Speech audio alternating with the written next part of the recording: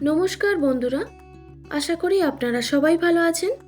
আর পূর্বাস কিচেনে আপনাদের সবাইকে স্বাগত জানাই। বন্ধুরা, চা আমাদের নিত্যদিনের সঙ্গী। আর এই চায়ের কালার ও স্বাদ দুটোই যদি ঠিক থাকে, তাহলে আমাদের চা খাওয়ার সময় মনটা কিন্তু অনেকটাই ভালো হয়ে যায়। তো আজকে আমি লাল চায়ের রেসিপি আপনাদের সঙ্গে শেয়ার করব। তো আপনারা স্কিপ না করে সম্পূর্ণ ভিডিওটি দেখবেন। আশা করি আজকের ভিডিওটি আপনাদের ভালো লাগবে। তো চলুন বন্ধুরা, আজকের রেসিপিটি শুরু করা যাক। প্রথমে গ্যাস অন করে একটা প্যানের মধ্যে দিয়ে দিলাম 2 কাপ জল।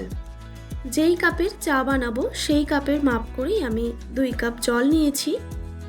এবার এই জলের মধ্যে দিয়ে দিচ্ছি ধন্বন্তরি পাতা বা লেমন গ্রাস, যেটাই আপনারা বলেন। এই পাতার অনেক গুণ রয়েছে, তো আপনারা এই পাতা চা দিয়েও বানিয়ে খেতে পারেন।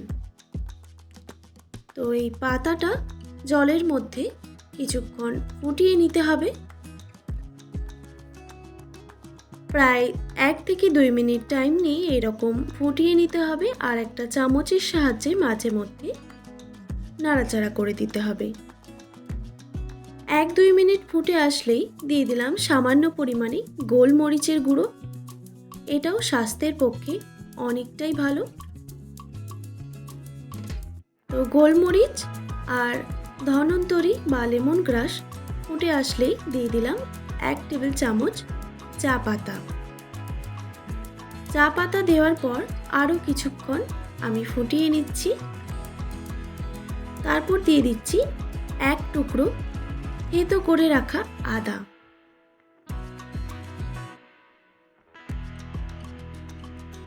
আদাটা দেওয়ার পর আরও কিছুক্ষণ ফুটিয়ে নিয়ে গ্যাসের ফ্লেমটা অফ করে দিয়ে একটা ঢাকা দিয়ে আমি ঢেকে দিলাম প্রায় 1 মিনিটের মতো।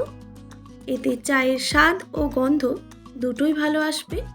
আমি এখানে চিনি ব্যবহার করলাম না। আপনারা যদি চায়ে চিনি খেতে চান, সেক্ষেত্রে আপনারা চিনিটা দিতেই পারেন।